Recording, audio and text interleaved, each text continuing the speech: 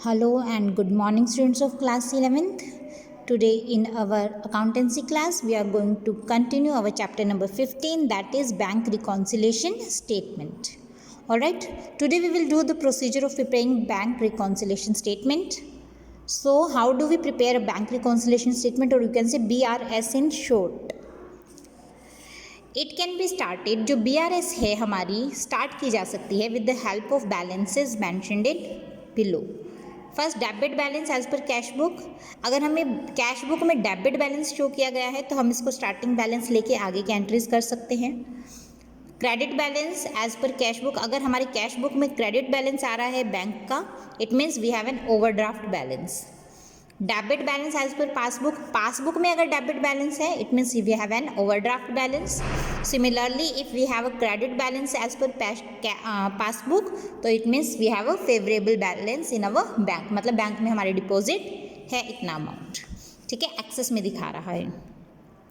तो first of all हम जब बैंक कॉलम कैश बुक का लेके चलते हैं, ठीक है, उस वक्त हम किस तरह से एंट्रीज करते हैं, उस तरह से क्या आइटम ऐड करेंगे और क्या आइटम डिडक्ट करेंगे, माइनस करेंगे, वो सब चीज़ें हम इसमें देखेंगे. ठीक है, BRS हम बना रहे हैं with the help of debit balance of bank column of cash book. Okay, items to be added. देखिए, चेक्स इशूड, चेक इशू किया है बट पेमेंट नहीं किया. हमने किसी को चेक दिया कि आप जाके बैंक से पैसे निकलवा लेना. ठीक है, हमने क्रेडिटर को चेक दे दिया कि आप बैंक से पैसे निकलवा लेना. चेक देते ही हमने वो अमाउंट अपने जो बैंक थी कैश बुक में, जो बैंक था कॉलम, उसमें से माइनस कर दिया, वो क्रेडिट साइड लिख दिया. लेकिन अभी तक क्रेडिटर ने वो हमारा जो बैंक में जो अमाउंट है वो अभी तक निकलवाया नहीं है. तो पासबुक में से तो अमाउंट कम होगा नहीं, लेकिन हमने कैश बुक में अमाउंट कम कर दिया. तो इस सिचुएशन में क्या करेंगे, हम इसको ऐड कर देंगे वापस पासबुक के अकॉर्डिंगली अपना बैलेंस लाने के लिए. नेक्स्ट है credit made by the bank for interest. Bank ने हमें इंटरेस्ट दिया, हम बैंक में पैसा जमा करवाते हैं, सेविंग्स करते हैं, तो सेविंग्स करने पर बैंक हमें कुछ ना कुछ इंटरेस्ट देती है. तो इंटरेस्ट पे करने की वजह से हमारा जो पासबुक है उसमें बैलेंस ज़्यादा दिखेगा बजाय कि हमारी कैश बुक में. उन दोनों का बैलेंस सेम करने के लिए भी हम क्या करते हैं, ये वाली credit made by the bank for interest add करते हैं आइटम. नेक्स्ट है amount directly deposited by the customer. Customer ने हमें बिना बताए हमारे अकाउंट में डायरेक्टली अमाउंट डिपॉजिट करवा दिया, तो उतने ही अमाउंट से हमारा जो बैंक अकाउंट है वो बढ़ जाएगा पासबुक में, लेकिन हमारा जो कैश बुक में है वो बढ़ेगा नहीं, क्योंकि हमें इंटीमेशन ही नहीं है, हमें इन्फॉर्मेशन ही नहीं दी गई. तो उससे हम क्या करेंगे, फिर दोनों का बैलेंस इक्वल करने के लिए ये अमाउंट ऐड कर देंगे. Interest and dividend collected by the bank. अगर हमारे अकाउंट में मतलब जो सेविंग्स हमने की हुई है उससे अगर किसी तरह का इंटरेस्ट मिल रहा है या डिविडेंड उसको मिल रहा है बैंक को, तो वो भी हमारे अकाउंट में क्रेडिट कर देगा पासबुक में, हमारे अकाउंट का बैलेंस बढ़ जाएगा. लेकिन कैश बुक में नहीं बढ़ेगा क्योंकि हमें इसके बारे में इन्फॉर्मेशन नहीं है, वो तभी पता चलेगी जब हम पासबुक से उसको टैली करेंगे. Cheques paid into the bank but omitted to be recorded in the cash book. हमने चेक बैंक में लगा दिया है, दे दिया है, लेकिन हम जो हमारी कैश बुक है उसमें एंट्री करना भूल गए हैं. तो अब हम एंट्री करेंगे तो उसको क्या करेंगे, यस, अपने अकाउंट में ऐड कर देंगे, हमारे डिपॉजिट्स इंक्रीज हो जाएंगे. Items to be deducted. Minus items कौन सी होती है, cheque send to the bank for collection. हमने बैंक में कलेक्शन के लिए दिया था चेक, लेकिन बैंक वालों ने अभी क्रेडिट नहीं किया अमाउंट. ठीक है, हमने कहा था कि ये वाला चेक आप निकलवा लेना, बैंक हमने दे दिया, चेक हमने दे दिया था बैंक में डिपॉजिट करवाने के लिए, लेकिन बैंक ने अभी वो डिपॉजिट का अमाउंट नहीं डाला है, तो इसी वजह से उन्होंने अभी हमारा अमाउंट क्रेडिट नहीं किया, तो हम उसको माइनस कर देंगे. Cheque sent to the bank for collection. Collection के लिए हमने बैंक में चेक दिया था लेकिन वो डिसऑनर हो गया. डिसऑनर हो गया इट मीन्स हमने तो क्या किया, ज़्यादा ऐड कर दिया था, लेकिन बैंक में डिसऑनर हो गया इट मीन्स वो हमारा जो चेक है वो अब नहीं आगे नहीं चलेगा, तो अब हमें वो उतने अमाउंट से बैंक का बैलेंस कम करना पड़ेगा. Direct payment. बैंक ने हमारी तरफ से डायरेक्टली किसी कस्टमर को पेमेंट कर दिया है, हमें नहीं पता चला. कैसे पता चलेगा, जब पासबुक में हमें उसकी एंट्री दिखेगी उस वक्त हम अपना जो बैलेंस है अकॉर्डिंगली घटा देंगे पासबुक के हिसाब से. Debits made by the bank. Bank ने कुछ चार्ज किया है, चाहे कमीशन हो, चाहे बैंक चार्ज हो, चाहे सर्विस चार्ज हो, उसका पैसा भी हम अपने कैश बुक के जो हमारी जो बैलेंस दिया हुआ है उसमें से माइनस कर देंगे।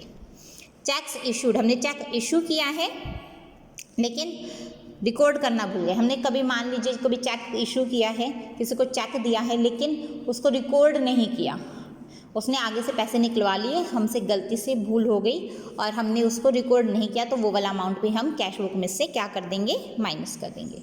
ओके, BRS सिंपल, इसका जो परफॉर्मा है particulars plus items minus items, simple बहुत इजी इसका परफॉर्मा है। Debit balance as per cash book लेके चल रहे हैं हम, बैंक का बैलेंस है ये। ऐड क्या करेंगे, ये सब आइटम्स हम ये पढ़ चुके हैं। लेस क्या करेंगे, ये सब आइटम्स। ऐड वाली आइटम्स लेफ्ट साइड लिखेंगे, माइनस वाली आइटम्स राइट साइड। माइनस और प्लस दोनों को हम ऐड करेंगे, प्लस वाली आइटम्स यहाँ पे ऐड होगी, माइनस वाली आइटम्स राइट साइड में ऐड होगी। फिर जो भी हमारी बढ़ी हुई आइटम है, ज़्यादातर प्लस वाली आइटम हमारी बढ़ी हुई दिखेगी, तो credit balance as per passbook हमारा जितने भी अमाउंट से इन दोनों में जो डिफरेंस आएगा वो हम यहाँ पर शो कर देंगे। ओके, सिंपल है। देखिए फर्स्ट क्वेश्चन पे चलते हैं अब हम अपने। When debit balance as per cash book is given, cash book के अकॉर्डिंग हमारा डेबिट बैलेंस जब गिवन हो तब हम क्या करेंगे। 31 मार्च 2017 को बैंक बैलेंस राजेश चौहान का दिया हुआ है as per cash book 17,280 debit. ठीक है, हमें कैश बुक के साथ कंपेयर करने पर, सॉरी कैश बुक को पासबुक के साथ कंपेयर करने पर ये वाले डिफरेंसेस मिले। चेक्स 8400 का सेंड किया था लेकिन क्लियर नहीं हुआ बैंक से। ठीक है, 84 का चेक हमने भेजा था लेकिन क्लियर नहीं हुआ, तो इसकी एंट्री क्या होगी बेटा, देखिए 8400 का अमाउंट हमारा माइनस हो जाएगा। ठीक है, क्यों हमने अपने कैश बुक में एंट्री कर दी थी, पासबुक में नहीं हुई, क्यों कलेक्शन हुई ही नहीं है उसकी, तो दैट्स वाई 8400 हम माइनस करेंगे। चेक्स इशूड, चेक इशू किया है but not yet presented for payment, payment नहीं हुई अभी उसकी। ठीक है, हमने चेक इशू किया था, किसी को चेक दिया था लेकिन उसकी अभी पेमेंट नहीं हुई, उसने चेक निकलवाया नहीं है बैंक से, तो वो क्या हो जाएगा, हमारा ऐड हो जाएगा, बैलेंस हमारा बढ़ जाएगा। डेबिट ऑफ 80 रुपीज़ है। ठीक है, पासबुक में बैंक चार्जेस, बैंक ने चार्जेस किए हैं तो ये हमारा खर्चा है, ये माइनस करना पड़ेगा। क्रेडिट किए हैं बैंक ने 240 for interest in the passbook, ये इंक्रीज़ हो जाएंगे, 240 रुपीज़ हमारे ऐड हो जाएंगे। नेक्स्ट है कस्टमर ने डिपॉजिट करवाए 2000 बैंक में लेकिन हमने ये सिर्फ पासबुक में किए हैं, इसकी एंट्री सिर्फ पासबुक में हुई है, कैश बुक में नहीं हुई, तो ये वाला जो हमारी आइटम है वो क्या हो जाएगी, ऐड हो जाएगी। वहीं standing orders of Rajesh Chauhan, Rajesh Chauhan के ऑर्डर्स के अकॉर्डिंग बैंक ने फॉलोइंग पेमेंट्स की है। क्लब फीस दी है 500 रुपये, इंश्योरेंस प्रीमियम दिया है 2500, तो ये दोनों खर्चे हैं, रिकॉर्ड नहीं किया है कैश बुक में, तो इसको हम माइनस करेंगे, खर्चे हमारे माइनस होते हैं, तो इससे हमारा बैलेंस बैंक का कम हो जाएगा।